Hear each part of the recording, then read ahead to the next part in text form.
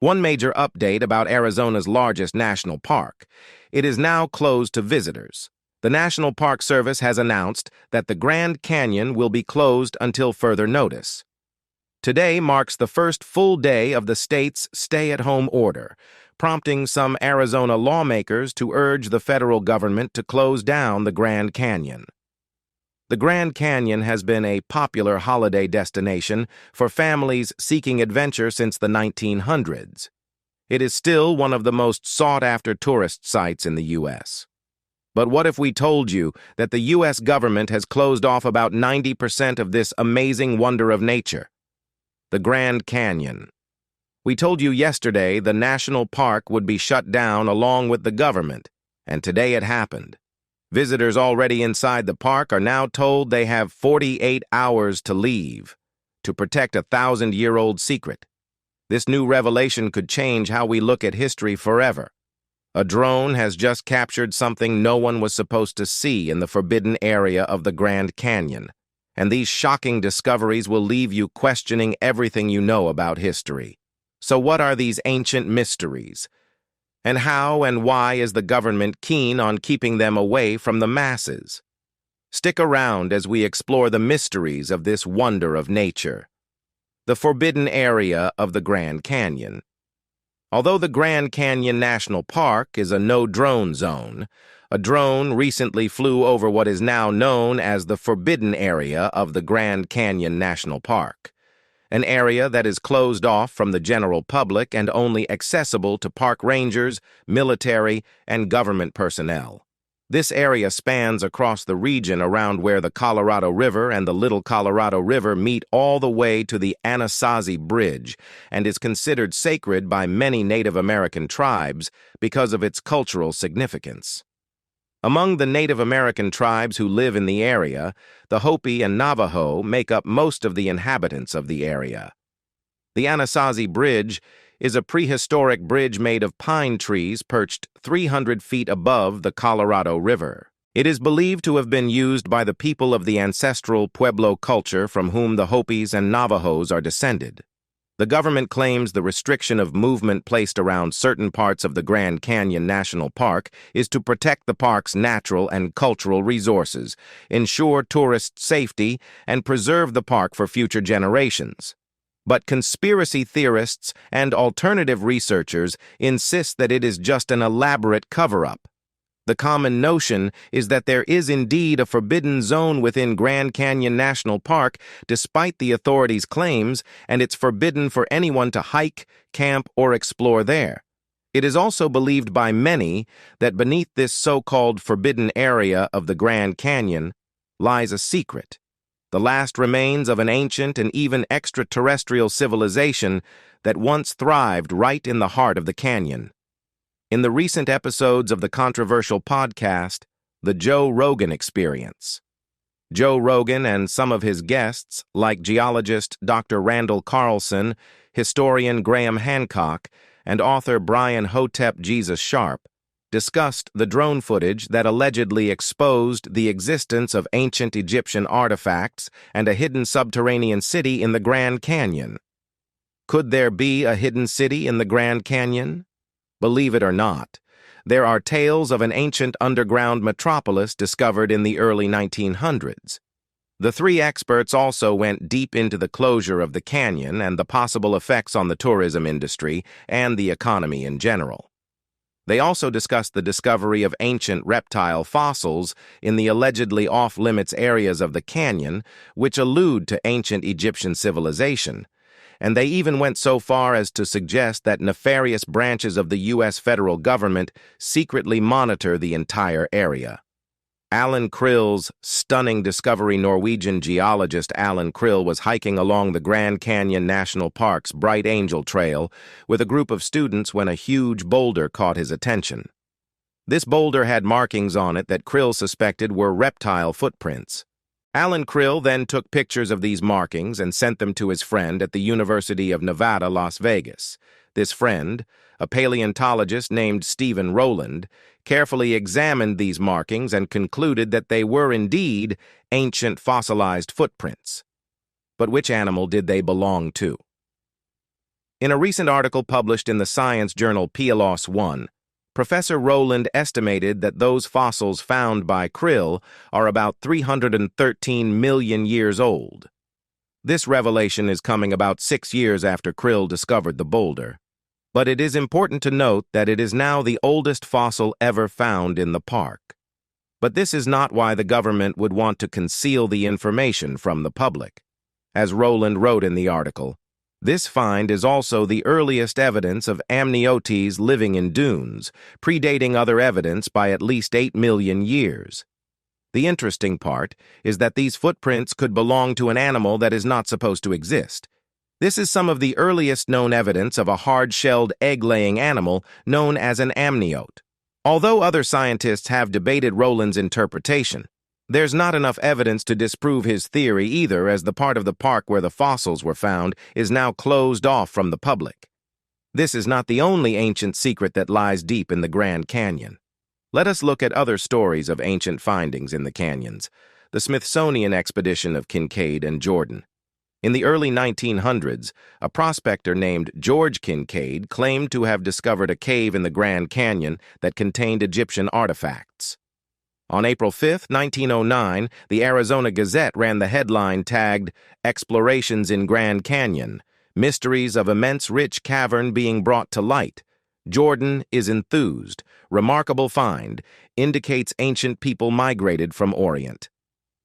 This shocking article claimed that the Smithsonian National Museum of Natural History funded 2 geologists, Professor S.A. Kincaid and Professor G.E. Jordan, on an exploration along the Colorado River that runs through the canyon, and what they found shocked everybody. Professor Kincaid and Professor Jordan in the article claimed that on their expedition, they discovered old fossils and rocks that showed undeniable proof of an ancient civilization, possibly of Egyptian origin, that once existed deep in the craters of the Grand Canyon. The Smithsonian was founded as a body, responsible for collecting and researching natural wonders and preserving fossils that tell the story of the Earth's natural history in 1846. So it seemed plausible that they could sponsor such an expedition. The expedition took place just a few years after the canyons was opened to visitors as a tourist attraction, therefore making it one of the most visited places in America at the time. However, just before it was set to be open to the public, President Teddy Roosevelt ordered certain areas of the beautiful canyon to be closed off to the public, claiming the closure was an effort to prevent illegal woodloggers who wanted to cut down the trees in the canyon. Despite the reason the president gave for his decree, the Phoenix Gazette in their article claimed that there was something far darker that the president was trying to keep away from the public by closing off parts of the canyon. What could this secret be that the President of the United States would get involved? According to the story, the 2 geologists went into the canyon to seek gold and other treasures, but instead, they found something unexpected. Once in the canyon, Kincaid and Jordan climbed up to 2,000 feet above the ground, about 42 miles from the post known as the Lover Crystal Canyon, where they found a staircase leading up to a massive cave.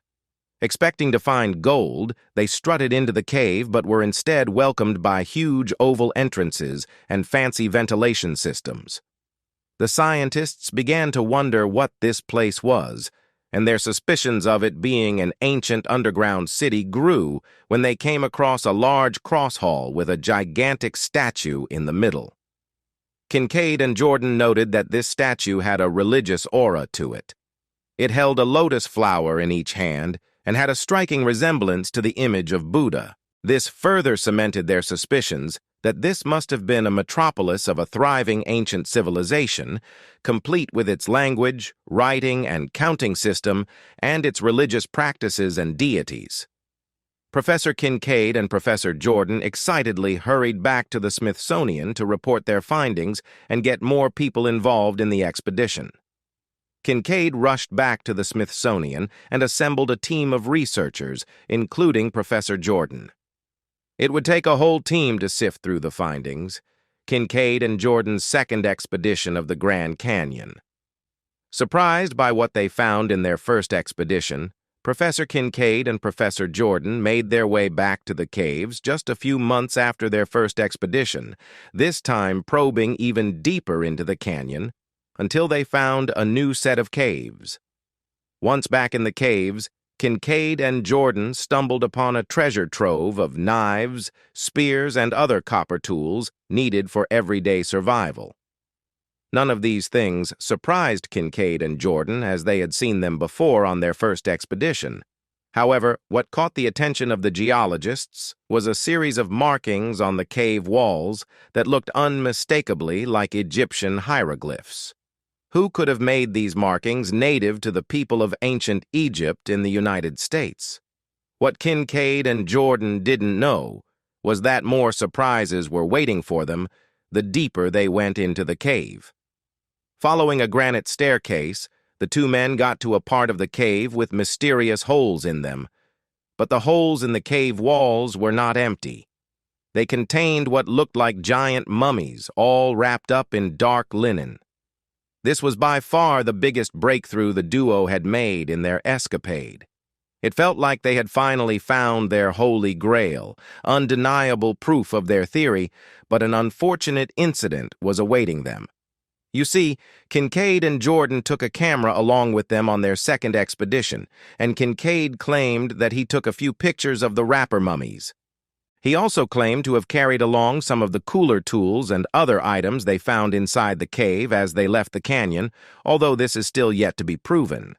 Kincaid's account stated that he sent the items and photographs to the Smithsonian National Museum of Natural History headquarters in Washington, D.C., where they knew some professionals, but Kincaid and Jordan never expected the silent treatment from their sponsors. Powell's first exploration of the Grand Canyon. For decades, there seemed to be no proof that the exploration had ever taken place, and no documents have ever been found that point to the existence of either Professor Kincaid or Professor Jordan. But the story published by the Arizona Gazette still sprouted wings and spread all over Arizona and its environs. Since then, scientists, archaeologists, and geologists have become obsessed with the Grand Canyon. This obsession was not for the canyon's beautiful landscape, but for what secrets allegedly lie within its 1,000-year-old rocks and caves.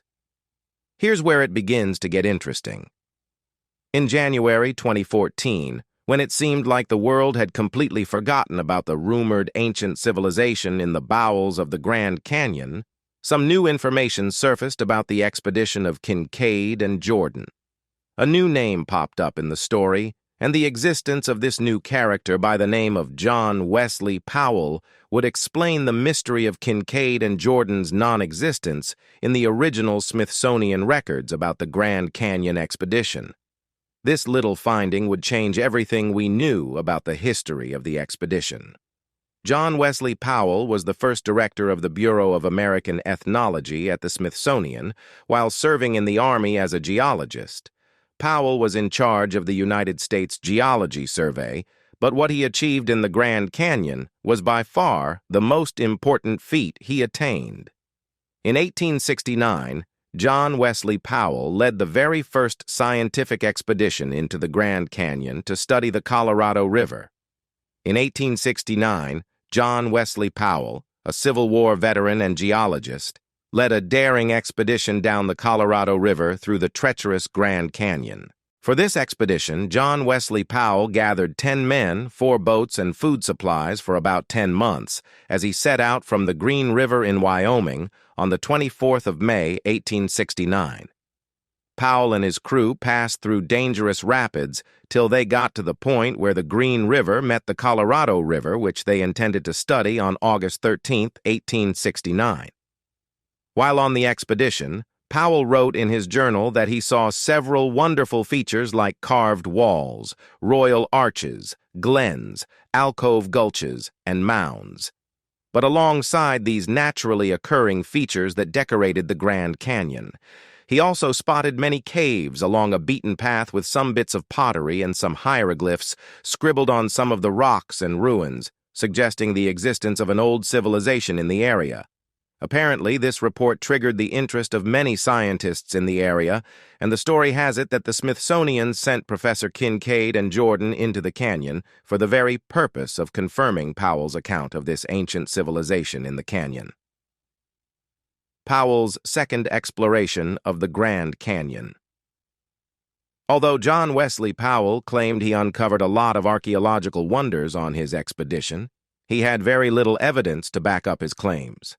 So in less than 2 years, Powell was back in the canyon, and because he needed actual evidence to prove his supposed findings from the first expedition, he decided to hire 3 photographers to go along with him on the second voyage up the Colorado River from the Green River. The 3 photographers were Elias Olcott Beeman, James Fenimore, and John K. Hillers.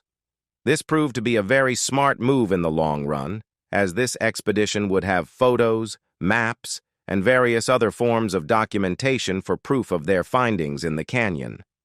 The photographers were not the only new members added to Powell's crew whilst he planned the second expedition. Powell also employed the services of a Mormon missionary from Utah named Jacob Hamblin.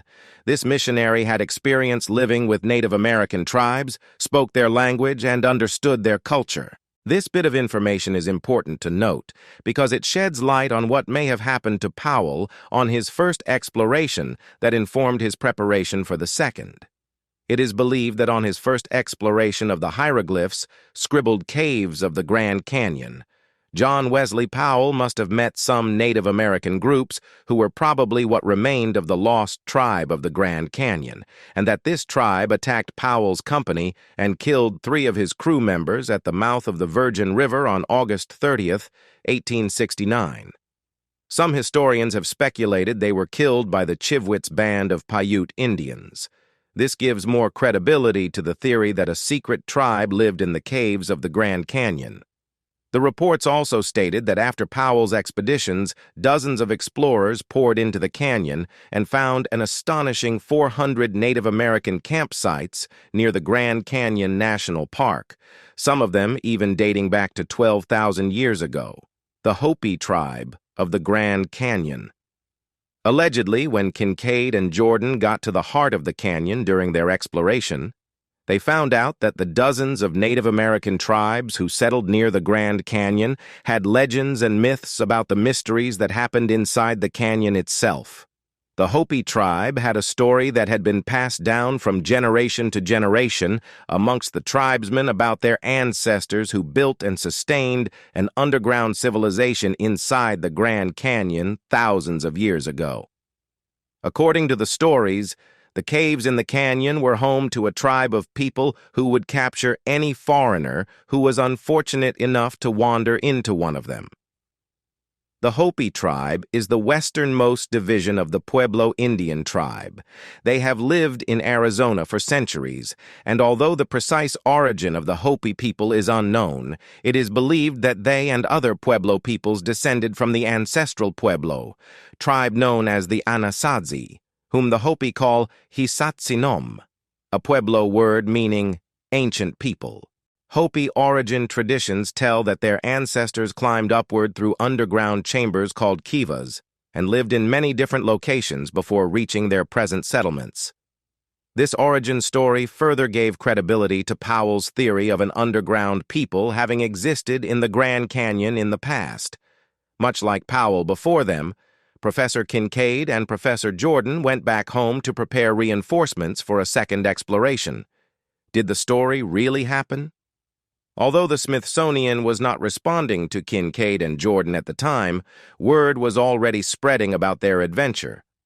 By the time the Phoenix Gazette published their big expose about Kincaid and Jordan's expedition, other archaeologists and geologists began making their way to the Grand Canyon, enticed by the findings reported by the Gazette.